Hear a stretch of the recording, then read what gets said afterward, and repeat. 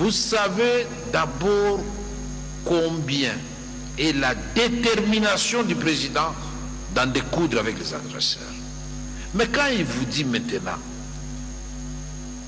je voudrais que vous m'apportiez des contributions sur le volet diplomatique et politique, il faut qu'on vous fasse un dessin. Le président veut épargner des vies humaines.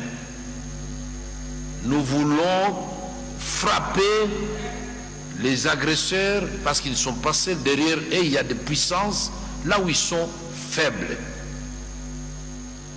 Nous continuons cette guerre comme ça, à gauche, à droite. Nous allons, puisque le temps ne joue pas à notre faveur. Peut-être dans mon discours introductif, vous n'avez pas compris. Nous sommes devant un complot où on veut la balkanisation de la République démocratique du Congo.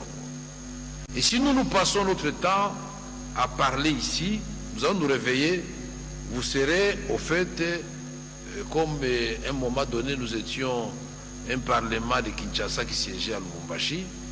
Il y avait un parlement où les gens qui dirigeaient Badolite jusqu'à Kisangani. Il y en avait d'autres qui dirigeaient Ituri, Goma jusqu'à Tanganyika, Kabinda. Il faut demander, il faut interroger le passé.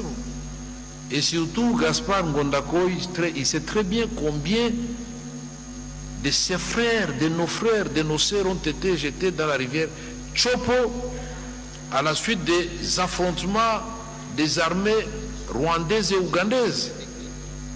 Vous savez combien nous avons souffert au Conseil de sécurité chez Okitundu, Général Letumba, Inzun Kakiake, Yerodia Abdoulaye Ndombasi, Kika Bin Karoubi et moi-même pour obtenir 15 résolutions, s'il vous plaît, avec l'aide de la France. Parce qu'on parlait de forces non invitées, de forces invitées. On a cité le Rwanda et l'Ouganda comme agresseurs.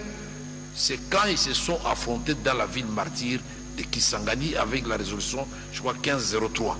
Avant tout cela, nous étions comme des imbéciles, on nous considérait au même titre que les agresseurs. Et je ne voudrais pas que cela revienne quand nous avons une ministre des Affaires étrangères qui se bat seule là-bas au Conseil de sécurité et qui a réussi à arracher des condamnations. C'est à nous maintenant, l'Assemblée nationale, par notre travail, déboucher sur les sanctions. Le président veut les sanctions, ça c'est un. De deux, le président veut négocier, si vous voulez, mais pas vendre le Congo.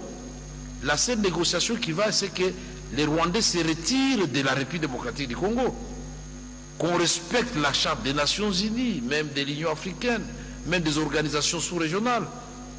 Et ici, il faut y mettre de l'intelligence. Alors, ici,